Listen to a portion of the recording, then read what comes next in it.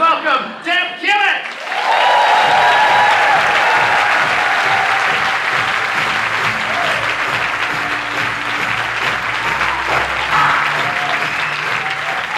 Hello, I'm so glad to be here. I've been on the show 20 years, and I was on the very first debate of the very first show. Yeah. And, it was taped at the Winnipeg Comedy Festival, and it was kind of like a pilot, you know, just we weren't sure if it was going to go. But when they hire you, they don't tell you what the name is going to be. So afterwards, I asked somebody, I said, what is the name of the show going to be? And this is not a lie, The Master Debaters.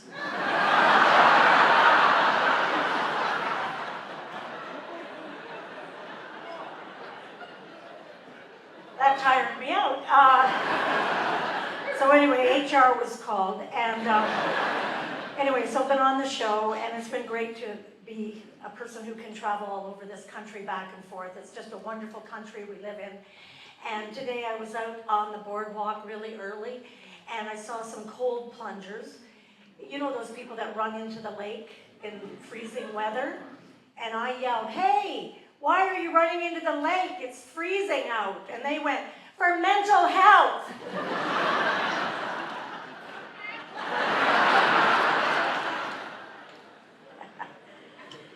But it's funny, the one thing I'm different than I was when I started the show was I'm so tired.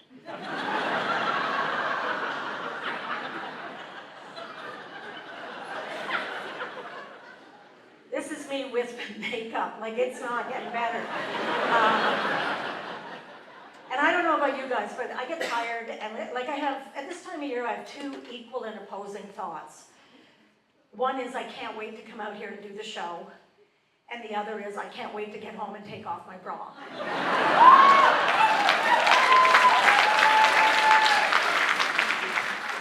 And you know what I mean, sir, right? It's weird, because I'm getting so old now, I have a nap before I go to bed. I can't make it to the bedroom. And then, of course, because I nap, I'm up at 3 a.m.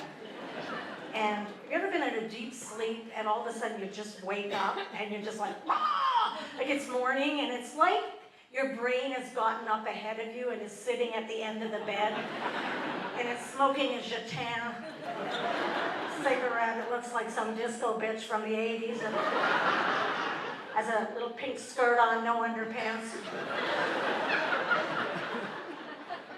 And just sits there and goes, wake up, queen of mediocrity. And that time of the night, it replays all your failures, right? Everything you've ever done wrong. And, you know, and then sometimes I have that voice even when I'm awake during the day. Do you have that inner voice sometimes that chatters at you? It's that little tiny voice in the back of your head. It kind of sounds like Victor Newman off Young and the Restless. It's just like, oh, I wouldn't like that if I were you. He's not going to like that. You better keep your mouth shut. Have a cookie. So it drives me so crazy sometimes. So I went to a therapist, and, you know, it's weird. Therapy, eh? Like the therapist, as soon as they find out that you're a comedian, the first thing she says is, you use humor as a defense mechanism. And I say, well, you use pretending to care as one.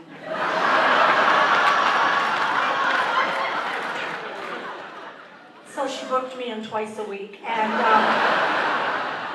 I could never be a therapist, though. I don't have the face for it, right? They have that neutral poker face. You can tell them anything, they're like, I have a what the hell did you do that for face. And besides that, I can't keep a secret. Like, people come up to me, I think that there's something about my face, they think that, they go, can you keep a secret? And I go, absolutely not. Like, I could never be a spy. If I was walking around a spy, I'd be like, I'm a spy. Don't tell anybody. And it would just take, tell us the truth, and I'd be WikiLeaks. I'd be just telling them everything. Anyway, the therapist, of course, what they do is they always bring it back to your mother, right? Freud, Sigmund Freud, the Swiss psychiatrist, he said that women have penis envy.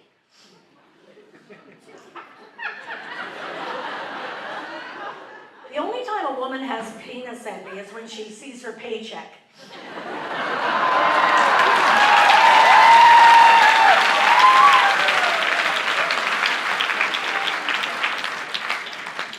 But you know what? My mom was kind of tough. She loved coming to see me. And, when she got older, she had to sit in the front row because she was deaf.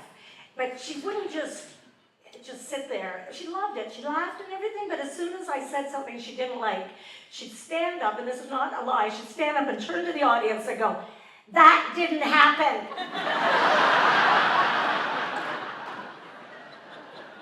And she hated when I swore.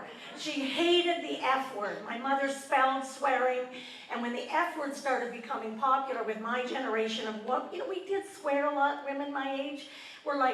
We used to never swear, and then it got to my age, and we sound like geese on a pond.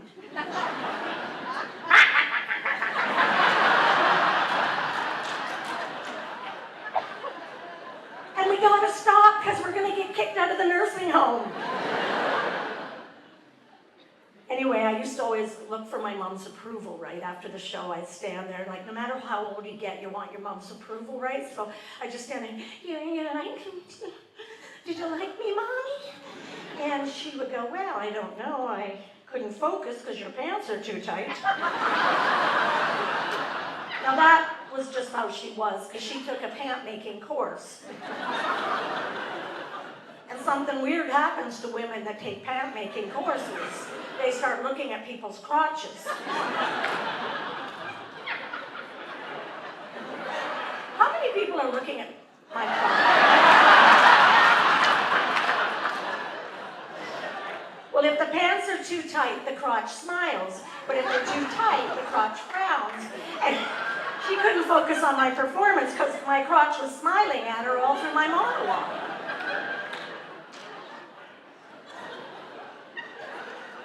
But she was a tough character, right? I mean, when she died, we had to keep an open coffin, right? Just in case she came back, and not so fast.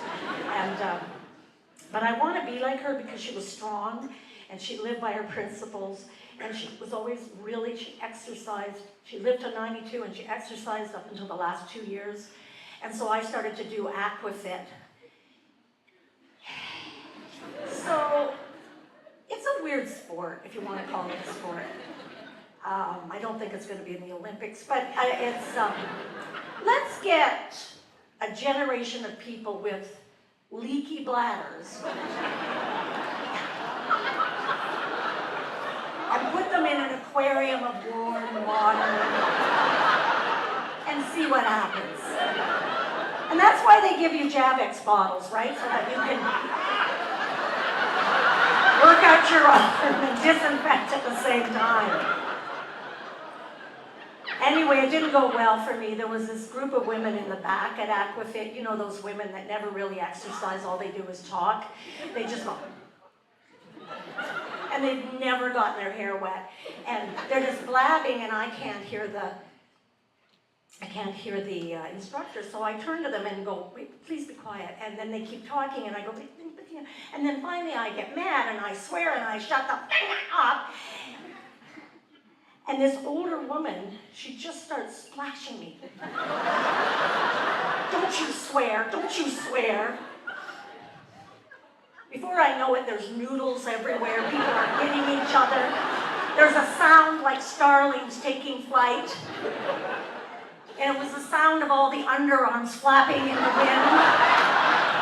And I didn't notice, and then an arm came toward me, and I got nailed by a skin tag. So I just want to say before I go, you got to love your body. Love your body the way it is, because in 10 years, this one's going to look pretty darn good. Thank you.